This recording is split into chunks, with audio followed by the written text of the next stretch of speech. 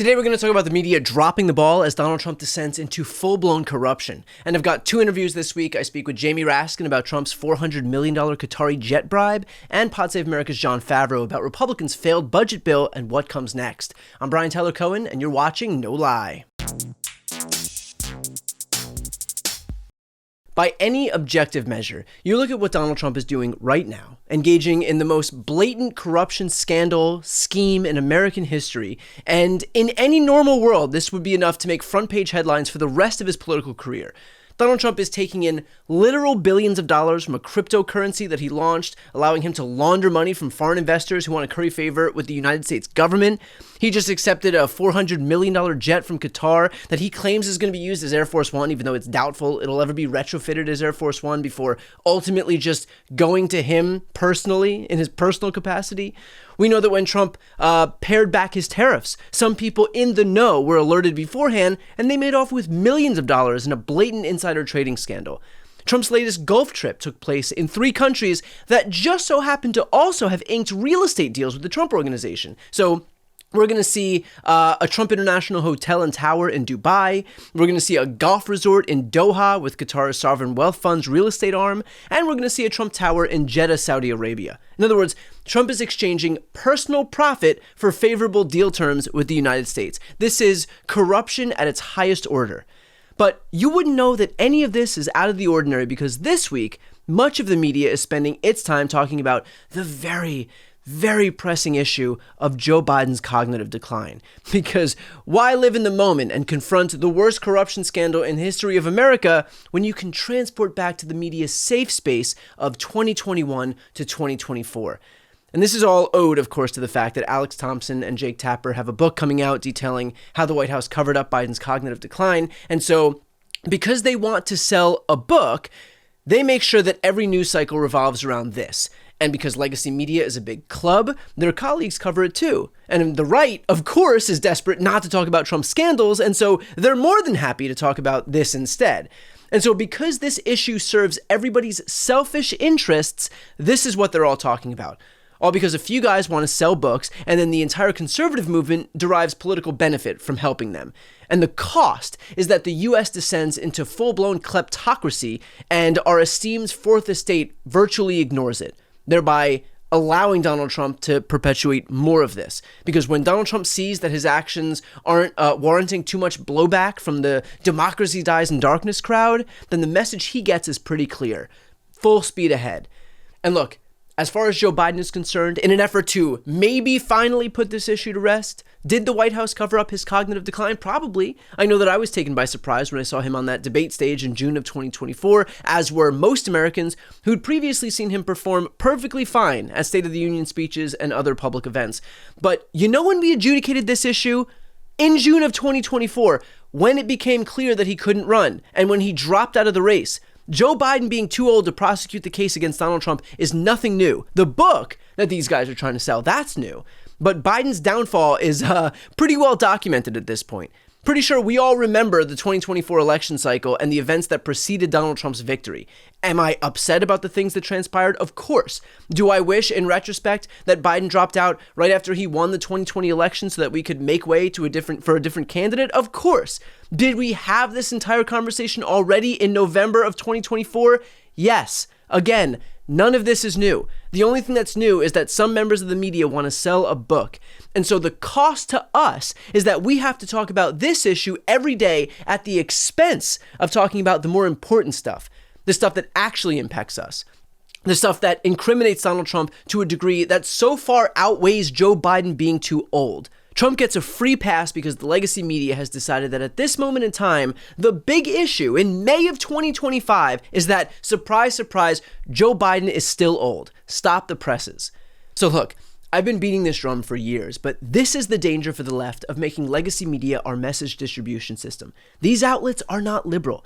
They are there to make money for themselves. Corporate media is there to make money for themselves. And if that means helping Donald Trump in the process, then clearly they have no qualms. So I hope that Democrats look at this and recognize the extent to which we have screwed ourselves by making these people our messengers. Invest in independent media. Subscribe to this channel. Subscribe to my newsletter. Both links are in the post description of this video. Invest in people and outlets whose priority is protecting our laws and our Constitution and our democracy and defeating Donald Trump and this Republican Party. It's not going to be legacy media.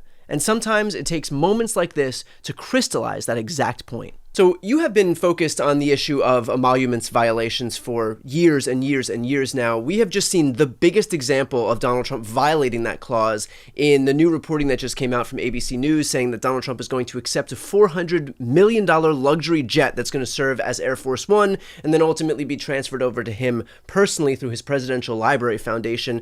First and foremost, is this legal? No, it's not consistent with the Constitution unless the president comes to Congress and asks whether he can receive this gift. Because Article 1, Section 9, Clause 8 of the Constitution, the Foreign Emoluments Clause, says that no person occupying any office of profit or trust in the United States, that includes the president, shall receive from a prince, king, or foreign state a present, an emolument, which means a payment, an office or a title of any kind, whatever, without the consent of Congress. So if you want to take, $5,000 vacation gift or a $100,000 check or a $400 million jet, you got to come to Congress first to ask. I mean, there's a great story about Abraham Lincoln, who received from the king of Siam a beautiful elephant tusk. It was in the middle of the Civil War. And Lincoln took the Foreign Emoluments Clause so seriously, like pretty much every other president, that he came to Congress and he said, I love this tusk. Can I keep it? And Congress met and they said, hey, you're doing a great job in the war, Honest Abe, and we love you. But no, you can't keep that. Turn that over to the Department of the Interior.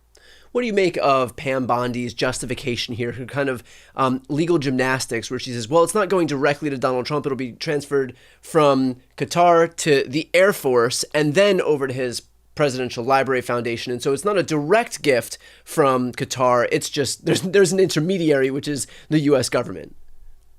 Well, it is a direct gift from Qatar. The Qatari government is the one that announced it, and it's being offered to Donald Trump, who apparently is very unhappy with the state of Air Force One, but he's not getting the plane that he wants, or it won't be ready until 2029.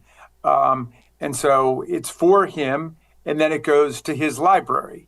So it's a gift to him and to his library, and none of that is constitutional. So this was supposed to be a big celebration, the passage of Trump's big, beautiful bill. The bill fails. And so what are the implications now? What happens from here? So it didn't make it out of the committee.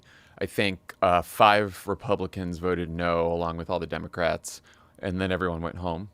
But a couple of the Republicans that came out of the committee meeting said, well, it has to pass, so we're going to have to keep negotiating. But basically they voted it down because Chip Roy, one of the House members from Texas, and some other hardliners in the conference accurately pointed out that this bill is going to increase the deficit by trillions of dollars. So to the extent that Mike Johnson gets their votes and gets them to yes, it means the bill's going to get worse from our perspective, because they're going to have to either make deeper cuts to programs like Medicaid and food assistance, or their other option is to pare back some of the tax cuts, which I don't see. We couldn't possibly do that. Well, if they do opt for the former, which is deeper cuts to programs like Medicaid and food stamps, doesn't that make it even more politically risky for them? I mean, already the prospect of cutting $880 billion from Medicaid and $230 billion from food stamps is a massive political liability. It's why in 2018, Republicans lost the House because they decided to go after health care. And there are no programs that are more popular than our health care programs in this country, Medicaid included. And so doesn't that just make it, doesn't that put them in a more dire position if they do opt to do that? It certainly puts the frontline members, so the most vulnerable Republicans in the House who have the most competitive races in 2026, they barely got to yes with the Medicaid cuts as they are. So if it gets worse, they're going to be keeping them on board is going to be really tricky. Just to give you a preview of what they might do, right now this work requirement on Medicaid is supposed to take effect in 2029. And, the Congressional Budget Office said 8.6 million people will lose their health care because of this. Now, they want to move the work requirement up so that it's happens almost immediately, right, which the CBO would probably score again and find even more people would lose their health insurance. Because, again, most of the people on Medicaid are working, and the people who aren't working who get Medicaid either have disabilities or they're caring for a child or an aging parent or they're a student. And so if you start forcing those people to have a work requirement to work and it's immediate, you're just going to have a lot of people who lose their health insurance. And we saw that happen in Arkansas. 18,000 people lost their health insurance under Medicaid who were completely eligible, and many of them working. To watch the full interviews with Jamie Raskin and Jon Favreau, click the thumbnails right here on the screen or check out the interviews playlist on my YouTube channel. You can also click the link on the screen to listen to the audio version of this episode, and of course to hear more of my content, the subscribe button's on the screen as well.